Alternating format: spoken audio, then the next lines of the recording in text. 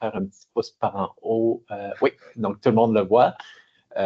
Donc, la présentation est faite par moi aujourd'hui, mais vraiment préparée là, avec les membres de l'équipe ressources, puis avec une grosse aide de Anne et de Jane que je remercie. Éco, troubles concomitants, donc on en est, je pense, à la 8e année, si je ne me trompe pas, mes collègues me corrigeront. C'est un partenariat qui a débuté avec le CHUM et le RUIS de l'Université de Montréal, mais qui s'est vraiment élargi. Donc actuellement, là, c'est basé principalement avec des équipes de psychiatrie et de médecine des toxicomanies. C'est chapeauté là, par le Centre d'expertise en troubles concomitants, donc le CECTC. Et on a également là, des partenariats avec l'Institut universitaire de santé mentale de Montréal et l'Institut universitaire de santé mentale Douglas. Je rajouterai aussi, c'est pas sur la liste, mais on a aussi une de nos pharmaciennes là, qui est basée à Pinel. Donc, il y a vraiment plusieurs institutions là, qui collaborent, puis on les remercie tous. On a un assez grand groupe d'équipes ressources. De temps en temps, on utilise encore le mot hub, là, qui était le terme anglophone qu'ils utilisent là, pour l'équipe ressources. Donc, on vous a mis les noms de tout le monde. Je peux essayer de les nommer, puis ceux qui sont présents, juste lever la main, mais je ne veux pas qu'on prenne trop longtemps pour les présentations. Donc, Alina, tu peux lever la main si tu es là sans nécessairement prendre la parole. Alain Rose, Andrew Colley, qui est un de nos pères aidants, Anne, que j'ai présenté tout à l'heure, Annie Trépanier, qui est une de mes collègues psychiatres, qui va également être là, Camille Dupont, qui est une autre de nos pères aidants, Carl Wessel, qui est médecin en médecine des toxicomanies, Catherine de Montigny, qui est également une des médecins en médecine des toxicomanies, Chloé Redchevski, qui est travailleuse sociale, Christina Duong, qui est une médecin de médecine des toxicomanies, Christopher Yann, qui est travailleur social, Fanny Thériault, qui est pharmacienne, Florence Bourbeau, qui est ergothérapeute, Iskra Piridja, qui est une des médecins de médecine des toxicomanies, Jade qui s'est présentée tout à l'heure, qui va prendre la relève de Anne, Joanie Boivin, qui est une de nos pharmaciennes, Julie Charbonneau, qui est également une de nos pharmaciennes, Julien Binette, qui est travailleur social, Julien Gagnon, qui est infirmier, Louis-Christophe Juteau, qui est un médecin de médecine de toxicomanie, Marc-Olivier Castonguay, qui est ergothérapeute, Marie-Chantal Pelletier, qui, je pense qu'elle ne sera plus avec nous cette année, là, a quitté, là, mais on la remercie pour les grandes années parce qu'elle en a fait beaucoup, qui était une des médecins là, anciennement au service de médecine et toxicomanie. Monique Sauvé, qui est ergothérapeute, Sandra Lee-Grégoire, qui est infirmier, moi, Stéphanie Marsan, qui est une autre médecine de médecine des toxicomanies, Timothée Weiss, qui est travailleur social, et Vincent Chouanière, qui est un nouveau médecin qui arrive là, en octobre en médecine des toxicomanies. Puis je veux souligner, donc, Timothée et Christopher Yann sont deux de nos travailleurs sociaux, mais qui font une grande partie là, de l'animation au cours de l'année, avec potentiellement de temps en temps là, moi et Annie Trépanier. Donc, merci à vous deux là, pour tenir le fort de l'animation. Donc, le but de la rencontre aujourd'hui, c'est de vous expliquer un peu de où ça vient ECHO, pourquoi ça a été développé, de comprendre un peu mieux comment se déroule une séance pour que quand on commence, selon votre groupe, là, soit la semaine prochaine, soit dans 2 semaines, les gens soient le mieux rodés possible.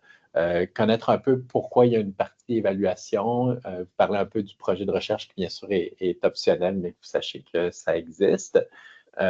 D'identifier c'est quoi les bénéfices de ce modèle d'apprentissage collaboratif, puis aussi pouvoir répondre à vos questions dans la deuxième portion, comme j'ai mentionné, que vous ayez la chance de vous présenter en plus petit groupe. Donc, ECHO, c'est pas nous qui avons inventé ça, c'est quelque chose qui existe depuis quand même longtemps, donc depuis 2003, donc on approche du 25 ans là, de création d'ECHO, qui a été développé au Nouveau-Mexique. Entre autres, c'est une région qui a une grande ville, puis qu'après ça, il y a beaucoup de régions plus rurales pour être en mesure là, de rejoindre le plus de monde possible, puis qui a fait beaucoup de petits. Donc, le premier modèle, c'était avec l'hépatite C, mais maintenant, il y en a dans une multitude de sujets qui vont des troubles cognitifs aux troubles du spectre de l'autisme, aux troubles concomitants, au diabète, il y en a même en plastie, en cancérologie, puis il y en a dans 213 pays, là, vous voyez, là, puis à travers le monde, là, il y a au-dessus de 7 millions là, de participants. Donc, c'est quelque chose qui a quand même grossi très rapidement. L'idée d'ECHO, c'est vraiment qu'il y a un aspect collaboratif. Donc, c'est le principe que tout le monde qui participe à ECHO, y compris les membres de l'équipe ressources, sont en mode apprentissage et tout le monde peut avoir un volet d'enseignement. Donc, ça inclut, oui, l'équipe ressources, mais également tous les partenaires. Donc, dans le jargon éco-partenaire, c'est les participants. Puis l'idée d'utiliser partenaire, c'est justement que vous n'êtes pas uniquement participant comme témoin, je reçois la formation, mais vous faites partie vraiment du partenariat d'enseignement. Et dépendamment des situations qui sont présentées, c'est possible que vous ayez une expertise que d'autres personnes n'ont pas. Je prends l'exemple, donc les membres de l'équipe ressources sont majoritairement là, dans les centres urbains. On a des fois des cas qui sont dans des régions plus éloignées. C'est possible que quelqu'un d'une région éloignée plus similaire à la personne qui présente ait une vision, une expertise qui est tout à fait là, pertinente à ajouter. La vision, donc, c'est qu'il y a un changement durable et profond dans les pratiques cliniques et qu'il y a un aspect aussi de communauté virtuelle. Donc, il y a un aspect soutien au-delà là, des enseignements qui se font, qu'il puisse y avoir des conseils aussi, des partages d'expériences, au-delà d'uniquement de donner des notions théoriques. Au Québec, en tant que tel, il y a maintenant une douzaine de programmes.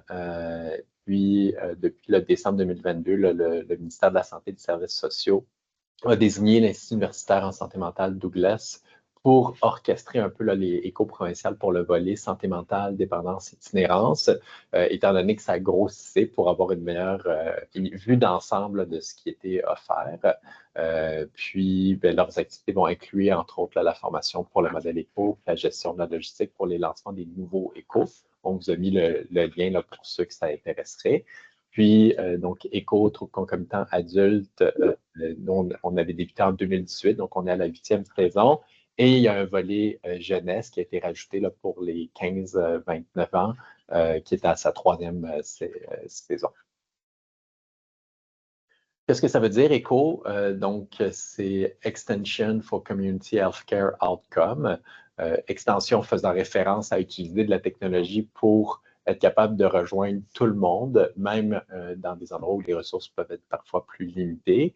Le côté communauté, c'est pour essayer d'avoir un côté le plus égalitaire possible, de réduire les disparités selon l'accessibilité justement aux différentes expertises, donc de partager les meilleures pratiques, les soins de santé, donc le healthcare, pour justement être capable d'améliorer nos compétences, de mieux maîtriser la complexité des cas en partant de cas réels concrets. Et le volet outcome, c'est que dans le modèle éco en soi, il y a une portion où les gens s'engagent à évoluer, à essayer de suivre le résultat de ce qu'on fait et à être dans un modèle vraiment d'amélioration continue. Donc, c'est pour ça qu'il y a un volet justement évaluation. C'est pour ça que, pour à quelques reprises dans l'année, on vous demande votre feedback. Et au fil des années, il y a eu plusieurs petits changements qui ont été faits à partir du feedback des différents partenaires. Au niveau des valeurs, des objectifs, donc s'assurer qu'il y ait des services, même pour les gens qui sont moins bien desservis, donc dans l'idée d'essayer de construire une société qui va être plus juste, qui va être plus égalitaire, plus simple. Démocratiser les connaissances, donc on essaye de partager le plus librement les ressources, les connaissances, les différents talents de la province. Puis, vous allez voir, les partenaires viennent de plein de milieux différents, autant du communautaire que du médical, que de la dépendance, que de la santé mentale, puis d'essayer vraiment de rendre accessible le plus possible les connaissances. La confiance, le respect, donc on demande à le meilleur de nous-mêmes, de s'assurer de communiquer le plus ouvertement possible, le plus honnêtement possible, dans l'idée du respect des autres. Donc, il n'y a pas vraiment écho de mauvaises réponses. On veut que vous participiez, vous donniez votre point de vue. Puis, chaque situation est propice plutôt à une opportunité d'apprentissage. Et puis, si jamais les gens mentionnent des choses où il n'y a pas un consensus, ça nous permet soit d'aller voir ce que les données probantes, soit même des fois de faire certaines recherches puis de revenir la semaine suivante avec plus d'informations. Excellence et responsabilité, donc on veut maximiser le potentiel des organisations, mais aussi votre potentiel à vous, contribuer au meilleur de nos capacités et puis d'être capable d'être dans un contexte d'amélioration où on est capable de reconnaître nos erreurs puis de chercher des pistes de solutions. Puis le principe un peu de joie de travailler, c'est qu'on essaye le plus possible de faire ça de façon familiale et de façon, même si on est un grand groupe, le plus agréable possible. Donc, on ne veut pas que ça soit quelque chose de ultra stiff et ultra sérieux, où il y a un certain cadre pour être capable de gérer le temps de parole de tout le monde, mais on veut que ça soit le plus naturel possible. La différence entre le modèle éco, il y a quelqu'un qui avait ouvert son micro, le fermer parce que ça fait un peu d'écho. Donc, la différence entre le modèle éco et la formation traditionnelle, il y en a quand même plusieurs. Le plus gros, je dirais, c'est le côté de... Oh, on a perdu le partage d'écran, je pense. Je vais le remettre. Désolé pour ça. Vous devriez le voir réapparaître. Je vais aller à la bonne diapo.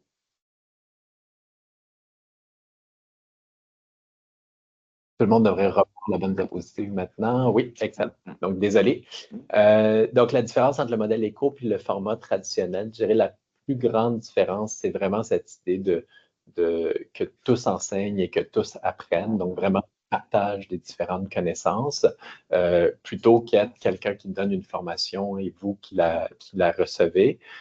Puis le volet technologique qui fait que c'est accessible puis qu'on peut mettre des gens de toute la province ensemble beaucoup plus facilement. Puis l'autre portion, il y a vraiment le côté de développement continu aussi du modèle en soi. Donc, d'avoir votre feedback et puis de mesurer c'est quoi l'impact de ce qu'on a donné, qu'est-ce qu'il faut qu'on fasse pour essayer de faire. On vous donne une petite idée là, des partenaires. Donc, les partenaires qui sont les participants, les membres de l'équipe ressources. Donc, les gens sont séparés en deux groupes, mais on a autour de 250 là, participants au total. Puis, il y a plus de 36 établissements différents. Donc, on a vraiment des gens là, qui viennent de différentes régions. Puis, comme vous voyez, les professions sont quand même très variées. On n'a aucune profession qui a plus que 20 là, donc, il y a énormément de professions différentes qui vont autant du côté médical, psychologie, travailleur social, ergothérapeute, etc. Donc, vous pourrez regarder là, si vous le souhaitez le détail, mais il y a vraiment un éventail multidisciplinaire. Au niveau de comment se passe une séance, donc ça, j'attire l'attention pour ceux qui n'ont jamais été à une séance d'écho, c'est une portion qui est assez importante. Donc, initialement, au début de la séance, il y a toujours le facilitateur, qui est l'animateur, qui va donner un mot de bienvenue et donner un peu d'informations, soit en lien avec des ressources qui ont été trouvées pour le cas qui avait été présenté avant ou des choses qui s'en viennent dans le futur, dire c'est quoi les capsules qui sont disponibles, on va y revenir tout à l'heure. Donc, ça peut prendre 3-4 minutes. Puis, à suite de ça, le core, le principal de la séance éco, c'est la présentation d'un cas par un partenaire, donc par un des participants. Il y a un formulaire qu'on va vous montrer tout à l'heure qui doit avoir été disponible avant la séance, que les gens vont avoir pu regarder. Donc, dans la présentation du cas, on va demander au partenaire de vraiment aller au point qui lui cause le plus de difficultés, de résumer c'est quoi les enjeux qu'il a, puis de peut-être mettre l'emphase sur lui personnellement, c'est quoi les difficultés qu'il a, ce qui est des fois difficile à mettre dans un formulaire, et pas nécessairement d'avoir à reprendre tout le détail du formulaire que les gens vont déjà avoir pu voir. Donc, c'est un des changements qu'on a fait. Initialement, au début des cours, on donnait jusqu'à presque 10 à 15 minutes. On essaye vraiment de le faire plus en 8 minutes maximum, là, même, de viser entre 5 et 8 minutes pour avoir le plus possible de temps pour les discussions. Dans les discussions, ça a lieu en deux volets. Donc, les premières discussions, c'est des questions de clarification. Donc, après avoir vu le formulaire, après avoir eu le résumé de présentation du partenaire, s'il reste des précisions à avoir pour vraiment bien cerner la problématique, on propose aux partenaires, donc aux participants, à vous de poser ces questions-là en premier. Puis, une fois que vous avez pris un certain temps pour poser ces questions-là, en deuxième, on demande aux gens de l'équipe ressources, s'ils en ont, de rajouter leurs questions. Une fois qu'on a bien cerné le problème, là, on fait un deuxième tour de parole qui suit le même ordre, où on va vouloir donner des recommandations au partenaire, à la personne qui a présenté le cas. Et De la même façon, on va vous demander à vous de vous mouiller en premier, donc aux participants, aux partenaires de se mouiller en premier. Puis dans le deuxième temps, les gens de l'équipe ressources vont pouvoir donner également leurs recommandations. Souvent, c'est des recommandations qui sont quand même assez chargées. Donc, il y a un résumé qui est fait soit par le facilitateur, soit par un des psychiatres qui essaye là, de faire ressortir les grands points, donc qui ne reprend pas tous les détails, mais qui fait ressortir les grands points de l'impasse puis les principales pistes de solution. C'est important de savoir qu'à la fin de chaque séance, il y a des recommandations écrites qui vont résumer justement ce qui a été mentionné, qui vont être envoyés aux partenaires puis auxquels vous allez avoir accès. Une fois que ça c'est fait, donc habituellement, on vise de finir autour de 1 heure. On passe à une capsule pédagogique qui habituellement est une présentation qui va de 15 à 20 minutes maximum avec une période de questions qui compte différents sujets. Je pense que vous avez déjà une partie de l'horaire qui a certains sujets, mais que vous allez avoir à l'avance. Puis, on a un petit 2 minutes de clôture à la fin pour terminer, ce qui fait qu'on commence à midi et on termine à 1h30. La raison pour laquelle on met la capsule à la fin, c'est qu'on est conscient qu'il y a plusieurs personnes, des fois, qui doivent quitter pour des raisons cliniques, doivent quitter vers 1 heure. Et la capsule, elle est enregistrée, elle est disponible après ça. Donc, c'est possible à la limite de la regarder en différé si jamais vos obligations cliniques font que vous devez quitter un petit peu plus tôt. Puis, on veut que la majorité des gens là, sur l'heure du midi aient accès là, à la discussion de cas. Donc, au niveau des discussions de cas, le type de cas est très variable. Donc, on peut avoir par moment des cas qui sont extrêmement compliqués, des gens qui ont eu énormément de services, qui sont vraiment dans des impasses au niveau du système. Mais on peut aussi avoir des cas parfois beaucoup plus simples et qui permettent d'aller aussi un peu plus dans le détail de c'est quoi les interventions pratico-pratiques qui sont faites. Donc, ces types de cas sont aussi pertinents l'un pour l'autre pour ECHO. Puis ce qu'on veut, c'est vraiment vous aider, vous, avec le type de pratique que vous avez. Donc, il y a des gens qui ont une pratique assez poussée. Il y a un tertiaire, je pense qu'il y a souvent des partenaires, par exemple, de l'Institut Philippe Pinel. Puis, il y a des gens qui vont travailler au milieu du communautaire, qui sont vraiment en première ligne, qui reçoivent des gens qui ont des fois eu aucun service, mais que c'est les premiers services qu'ils vont chercher. Mais c'est tout aussi pertinent d'aider toutes les étapes de la trajectoire. Donc, on veut que vous vous sentiez à l'aise de présenter ces cas-là, même si vous avez l'impression qu'ils sont peut-être moins complexes que d'autres cas qui ont été présentés dans le passé à ECHO. Le processus de réflexion clinique, bien, lorsque vous commencez la complétion du formulaire, souvent ça active ce processus-là. Donc, il y a une certaine valeur, ne serait-ce qu'à compléter le formulaire. Ensuite de ça, il y a la présentation de cas. Puis, comme j'ai mentionné, il y a les recommandations. Puis, ce qu'on essaye de faire de plus en plus dans les dernières années, c'est qu'il y ait une implication des membres de votre équipe. Donc, si vous êtes, par exemple, travailleur social, mais que vous travaillez dans une équipe qui a un médecin, un thérapeute, un infirmier, bien, si vous êtes capable de les inviter pour la présentation du cas, ou à tout le moins d'aller voir auprès de chacun d'eux, de dire, bien, je vais présenter telle personne à ECHO. Est-ce que vous avez des questions spécifiques? Est-ce qu'il y a des questions au niveau médical pour bonifier le plus possible là, ce qui est donné au niveau des recommandations? Puis vous pourriez aussi impliquer, puis on le recommande de plus en plus d'essayer de le faire, de mentionner à la personne que vous allez présenter son cas à ECHO. Il n'y a pas une obligation d'avoir la de la personne parce que tout est anonymisé, mais de voir est-ce que la personne en soi a un questionnement par rapport à ECHO, se dit j'aimerais être capable de faire telle chose et puis je ne suis pas capable. Donc, est-ce qu'il y a un questionnement qui part de la personne également? Puis lors de la séance, ben, on n'invite pas les personnes dans le cas spécifique, mais on peut inviter les membres de l'équipe et on prépare là, le formulaire de cas qui est envoyé par courriel à Jane une fois qu'il est rempli. Puis Jane est disponible là, si vous avez des questions sur le formulaire, elle ou Anne ou Jade là, pour vous aider à le remplir. Les recommandations qui sont écrites souvent peuvent prendre quelques semaines dans la rédaction. C'est un peu variable. Puis vous les recevez. Puis depuis l'année dernière, on les envoie maintenant à tous les partenaires pour que vous puissiez bénéficier si jamais vous avez un client ou un patient qui ressemble potentiellement au cas qui a été présenté, que vous puissiez bénéficier là, des recommandations. Je vais essayer de défaire le partage d'écran puis d'en refaire un pour vous montrer justement rapidement de quoi a l'air le, la présentation, le formulaire en tel. Donc,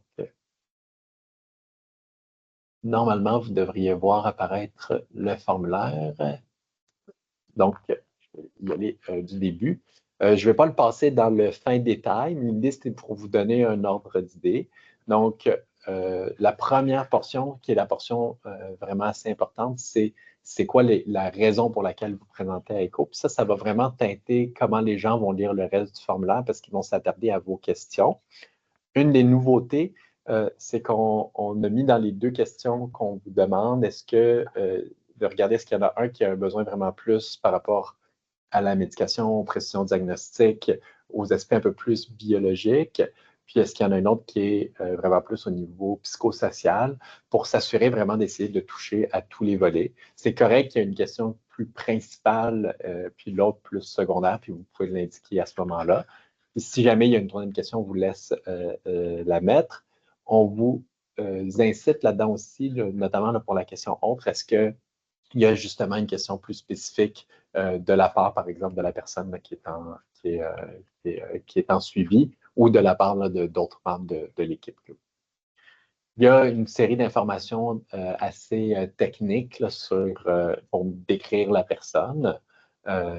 Puis, ce qu'on a remis un peu plus rapidement au début, c'est quoi les forces de la personne. Donc, c'est quoi, pour venir à bout des difficultés, c'est quoi les forces sur lesquelles on peut miser, c'est quoi les objectifs de la personne. Puis cette portion-là, à nouveau, là, est assez importante si vous avez été capable d'en discuter avec la personne avant. Ensuite de ça, il y a des informations davantage sur les diagnostics et ce que la personne a déjà été hospitalisée, c'est quoi les différentes évaluations qu'il y a eu, sur les enjeux là, de dangerosité qui vont être priorisés si jamais il y en a, et l'information sur la consommation en tant que telle, donc par substance, c'est quoi que la personne consomme dans le passé, puis plus récemment. L'aspect plus dangerosité en lien avec les substances, donc est-ce qu'il y a des risques notamment là, de surdose, par exemple. Il y a des informations sur les antécédents puis l'historique médical de la personne. Puis, on veut avoir, dépendamment le degré de connaissance que vous avez, est-ce qu'il y a des informations pertinentes au niveau plus de l'histoire psychosociale. Il y a un onglet médication que vous pouvez écrire. Il y a des fois des gens qui ont une longue liste de médications. C'est arrivé que les gens nous envoient par exemple, une copie de sa liste de médicaments du DSQ. Si jamais vous faites ça, il n'y a pas de problème, mais c'est vraiment très important de s'assurer que ça soit anonymisé, donc qu'il n'y ait plus aucune information, ni de la pharmacie que la personne va, ni bien sûr du nom de la personne. Donc, bien s'assurer de ça si jamais vous voulez pas le remplir à la main. Voilà, c'est pour ça. Puis après ça, on veut savoir qu'est-ce que ça a été les suivis passés, autant en dépendance qu'en santé mentale. Puis est-ce que vous avez déjà essayé d'intégrer certains concepts de santé mentale et de dépendance? Puis finalement, on finit avec le résumé de la situation plus actuelle en tant que telle. Puis où est-ce que vous en étiez dans votre plan? C'est quoi s'il y a des enjeux là, spécifiques à votre région? C'est quoi ces enjeux-là que vous pouvez rajouter? Je vais arrêter le partage et essayer de revenir au bon partage. Pendant que je fais ça, Anne, tu peux y aller, tu peux dire ton commentaire. Oui, je voulais juste rajouter que c'est sûr, quand on regarde le document, il peut nous faire peur. Il a l'air très exhaustif, il a l'air euh, il peut être rébarbatif, euh, mais on a réfléchi quand même à plusieurs reprises en se demandant si on le coupait. Puis on revient toujours à l'idée que quand on a quelqu'un avec qui on vit une impasse thérapeutique, avec qui on tourne en rond ou on se pose des questions, c'est toujours mieux d'avoir un portrait d'ensemble complet, d'avoir un peu d'essayer d'avoir les angles morts auxquels peut-être on n'a pas l'habitude de penser. Et puis on veut vraiment avoir une réflexion un peu très globale sur la personne. Donc, même si vous n'avez pas tous les éléments, on vous invite à le remplir quand même si vous êtes gêné en disant, mais non, mais je n'ai pas, j'ai pas ces informations-là, c'est impossible pour moi de les avoir. n'hésitez pas quand même à présenter un cas. Puis vraiment, ce document-là nous permet de prendre un pas de recul. Donc, c'est vraiment déjà un début de réflexion par rapport à où est-ce qu'on en est avec cette personne-là. Voilà. Merci. Merci Anne pour la précision. Donc, une fois que la présentation de cas est mentionnée, comme j'ai dit, il y a une capsule pédagogique. Les thèmes actuellement qu'on a déjà prévus viennent beaucoup des commentaires des cohortes précédentes. Puis, au fil des années, ce qu'on a essayé de faire, c'est d'essayer de les rendre, puis de demander aux différents présentateurs de les rendre le plus pratico-pratique. Donc, oui, qu'il puisse y avoir un petit volet théorique, mais comment ça peut se transposer dans votre pratique. Donc, si jamais vous avez des idées de thèmes, vous pouvez l'écrire là, sur le formulaire d'évaluation des séances. On garde à chaque année quelques plages libres qu'on comble avec vos commentaires. Donc, s'il y a des besoins spécifiques, n'hésitez vraiment pas à le dire. Puis, si vous dites, j'ai une expertise très spécifique dans tel domaine ou j'ai beaucoup d'expérience dans tel domaine en troubles concomitants, je pense qu'à la limite, si ça a intéressé les partenaires, je pourrais être un présentateur. Ben, on vous invite là, à le faire savoir à Jane, Jade ou Anne. On renouvelle une portion des capsules à chaque année parce qu'on a plusieurs participants, plusieurs partenaires qui le font plusieurs années de suite, éco, et qu'on veut que les capsules soient relativement ciblées, donc elles ne couvrent pas l'ensemble des sujets en troubles concomitants. Et on a fabriqué tranquillement au fil des années une banque de différentes capsules pédagogiques antérieures. Vous avez le lien là, sur la diapositive avec quelques exemples de capsules antérieures qui ont été enregistrées. Donc, c'est possible pour vous d'aller les écouter. Ça se peut que dans certaines capsules, on mentionne par exemple, on parle de plus de tel élément en lien avec les troubles psychotiques, mais il y a déjà eu une capsule sur la schizophrénie de base qu'on vous invite à aller écouter si jamais vous n'êtes pas moins familier avec les notions de base sur ce sujet. Au niveau du calendrier, donc vous avez reçu un lien, c'est le même lien Teams pour toutes les séances. Le lien est envoyé en même temps que l'invitation. Vous recevez là, le cas dans la semaine précédente, la séance écho. Mais comme on sait que des fois, les gens se perdent dans les courriels, bien, il y a un envoi automatique qui se fait 15 minutes juste avant la séance. Donc, vous recevez à nouveau un courriel là, qui vous dit qu'il y a le lien. Là, aujourd'hui, tout le monde est invité en même temps, mais il y a deux groupes. Vous avez été séparés soit pour le groupe A, soit pour le groupe B. On a essayé d'avoir pour chaque groupe autant des gens du milieu urbain que de régions plus éloignées, mais on s'est arrangé pour ceux qui sont en région plus éloignée de vous mettre tous les gens de votre même région ensemble pour qu'il puisse y avoir cet aspect lien. Donc, par exemple, je ne suis pas sûr que c'est comme ça que c'est fait la répartition, mais donc dans un groupe, on va vouloir qu'il y ait autant, par exemple, des gens de Montréal, de Québec, puis de Gaspésie, mais les gens de Gaspésie vont être tous ensemble dans le même groupe. Puis peut-être que dans l'autre groupe, ça va être Abitibi qui ont été mis les séances sont 2 semaines, de midi à 13h30. On essaie vraiment de commencer à midi pour avoir le temps, justement, comme tout est relativement serré en termes de temps, puis être sûr d'essayer de finir le plus possible à l'heure, comme tout le monde a des obligations cliniques. Il y a plein de petits astérix rouges parce qu'Anne voulait s'assurer que je n'oublie pas de vous mentionner qu'un des changements qu'on a fait cette année, c'est qu'on a au cours de l'année 2 séances spéciales. Donc, dans les dernières années, c'est arrivé à quelques reprises qu'il y ait un cas qui soit présenté par un membre de l'équipe ressources. Puis l'an dernier, ce qu'on avait fait, c'est de présenter un cas qui était en lien avec une des capsules.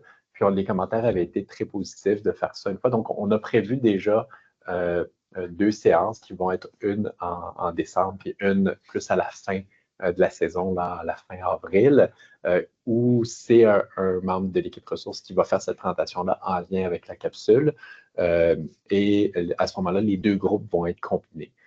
Donc, ce qu'il va dire, c'est de bien être attentif à l'horaire. On va vous faire un rappel, mais vers la fin, là, en décembre, ça se peut que vous ayez 2 séances collées parce que vous êtes dans le groupe B, par exemple, puis la séance d'après, c'est la séance spéciale, puis que ça soit juste la semaine d'après, pas 2 semaines d'écart. On commence le 9 septembre et on termine le 28 avril, puis il y a une pause à Noël.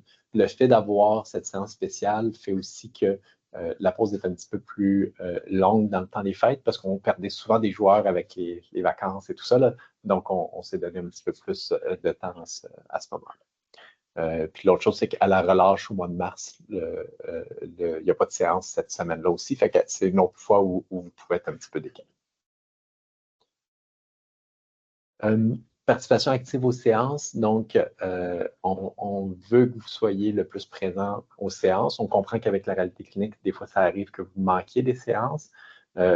Dans les suivis qu'on a fait, puis notamment au niveau du projet de recherche, ce qu'on montre, c'est que quand on participe à un minimum de 5 à 6 séances, on augmente vraiment les bénéfices. Si vous n'êtes pas capable de faire ces 5-6 séances, on ne vous chicanera pas trop fort, mais il y a vraiment, si vous voulez vraiment bénéficier des cours puis donner une chance de vivre l'expérience, il faut essayer de viser d'être présent le plus possible.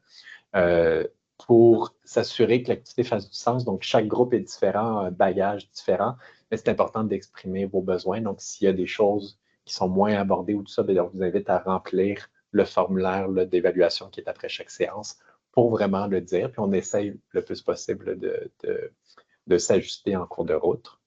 D'être actif, donc c'est quelque chose de virtuel. Si on veut que ça soit un peu vivant, bien, on veut pouvoir vous voir. Donc, de garder votre caméra ouverte. Vous avez le droit de manger. On sait que c'est sur l'heure du midi, vous avez le droit de manger. Puis, il n'y a pas de problème que vous ayez la caméra ouverte, même si vous mangez. Ça donne l'impression qu'on dîne ensemble, mais ça rend ça beaucoup plus dynamique. Puis, d'oser présenter des cas, même si ça peut paraître intimidant parce qu'il y a quand même un assez grand groupe. Les gens sont tous là pour être en bon apprentissage, donc vous pouvez faire confiance au groupe. Puis je tenais là-dessus d'ailleurs déjà à vous féliciter. Une des nouveautés qu'on a fait cette année, c'est qu'au moment de l'inscription, Jane avait préparé déjà un calendrier pour les présentations de cas. Puis il y a beaucoup d'entre vous qui ont déjà répondu présent, qui ont déjà réservé une date pour présenter un cas, ce qui va faciliter beaucoup la vie de Jane, Jade et Anne. Donc, merci beaucoup pour votre engagement.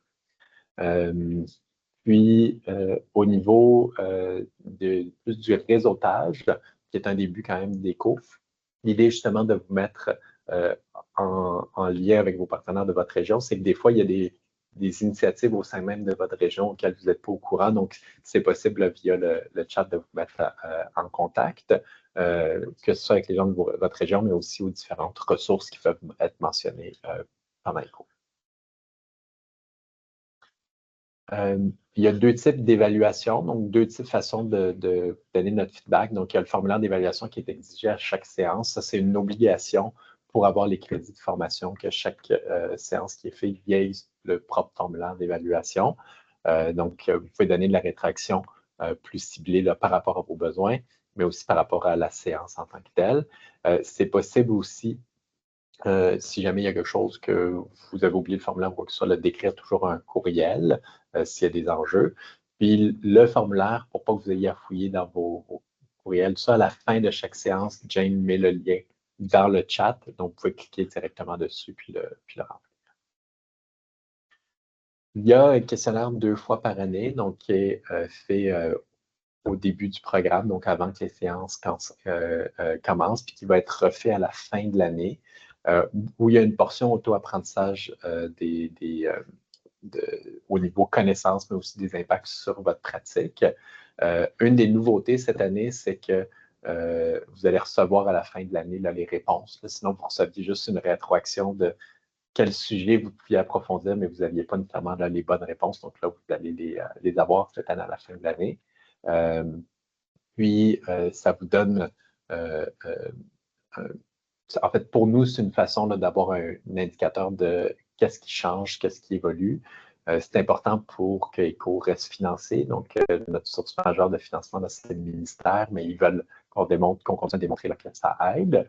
Et cette portion-là, donc, vous êtes invité à la faire que vous participiez pas ou que vous participiez ou que vous participiez pas au projet de recherche. Mais ceux qui veulent que leurs données puissent être utilisées à des fins de recherche, il y a un formulaire que vous pouvez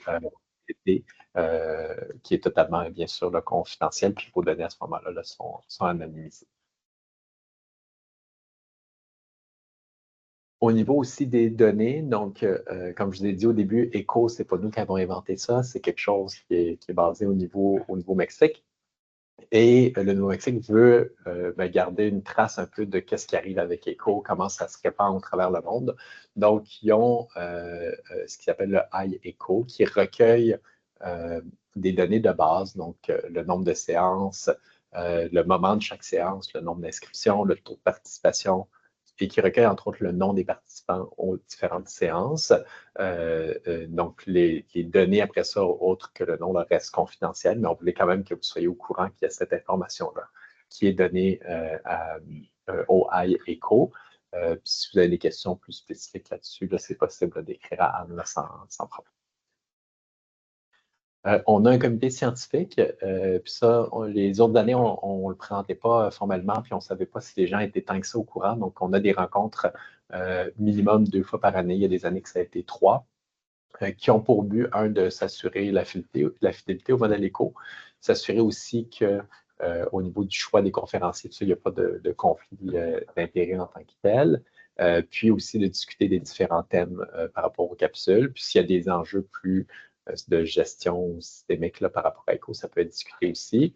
Donc, au niveau des membres actuels, là, il y avait Laurie Diane-Jalbert, moi comme directeur médical, Cynthia Ledoux, François Neveu qui est à Santé Québec, Jeanne-Marie qui est participante, Annie Trépanier, Anne Pérongel et puis Jade.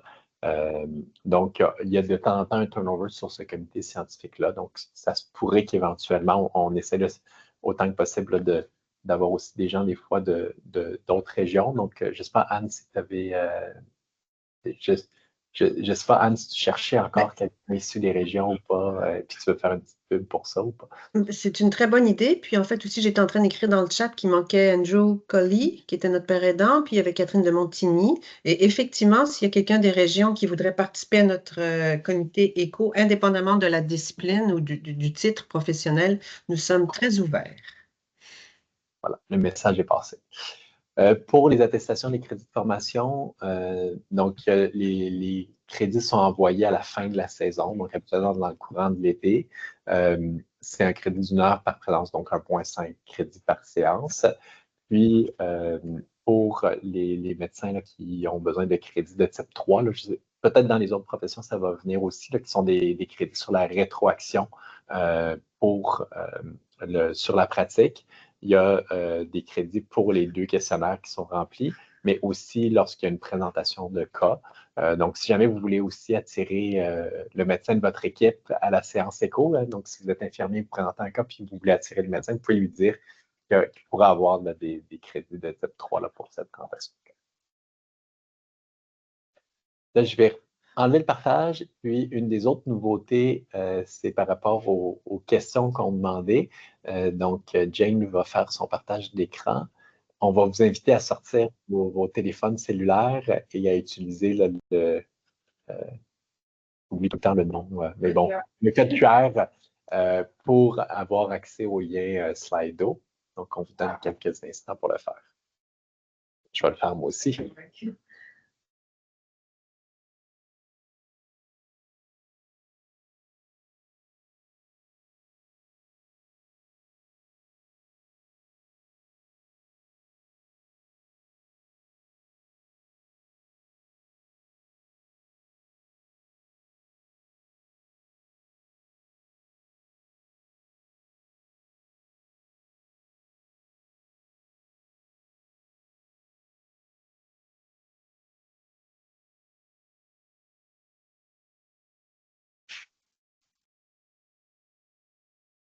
Ce sondage devrait apparaître maintenant. Donc, normalement, vous devriez le voir maintenant. Je peux lire aussi la question pour ceux qui sont plus auditifs que visuels. Donc, remplissez-vous des statistiques suite à votre participation à une séance éco. Donc, pour beaucoup de professions, vous avez besoin de rentrer des stats de qu'est-ce que vous faites de vos journées. Donc, on veut savoir si vous rentrez dans vos statistiques éco ou non.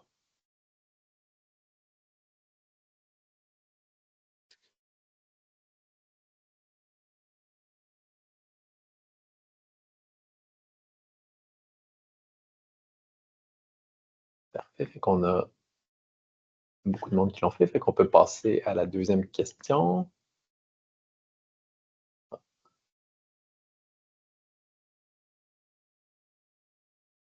Là, c'est le deuxième test, donc il faut vraiment que vous écriviez quelque chose.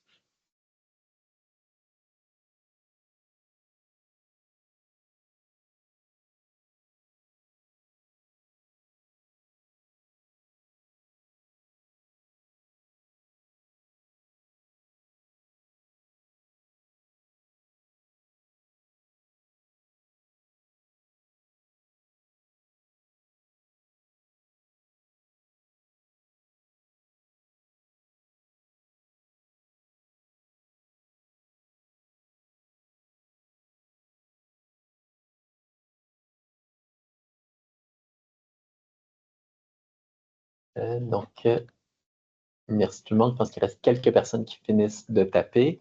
Donc, ça avait un double but, c'était de voir si ça semblait bien fonctionner. Donc, si vous avez eu des enjeux, je vous invite là, à écrire à Jane ou Anne.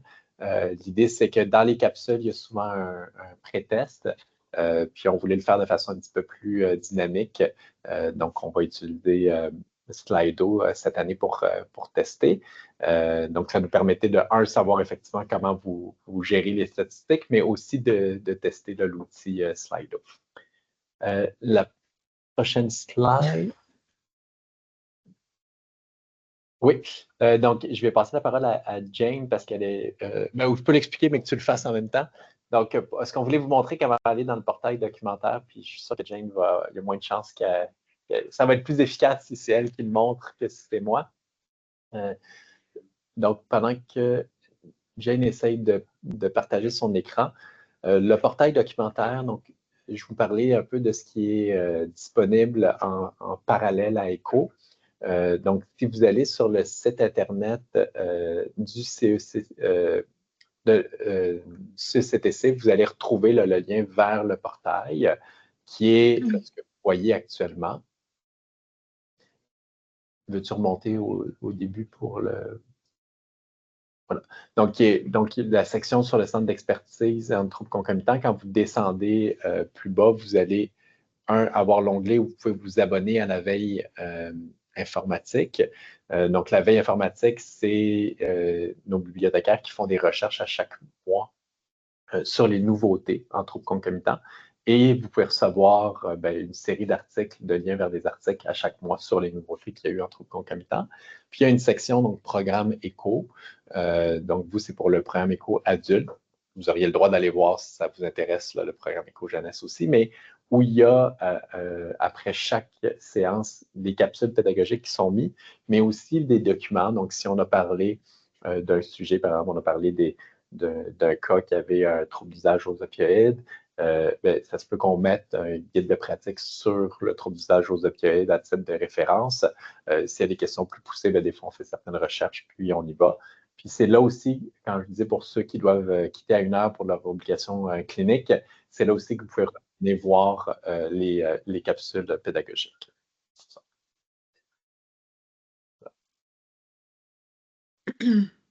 Parfait. Donc, c'est moi qui vais le refaire, je pense, le partage. On voit les dernières slides.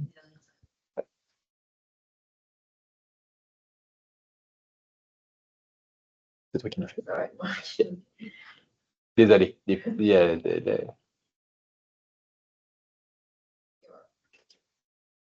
Parfait. Ça, on peut passer. Puis,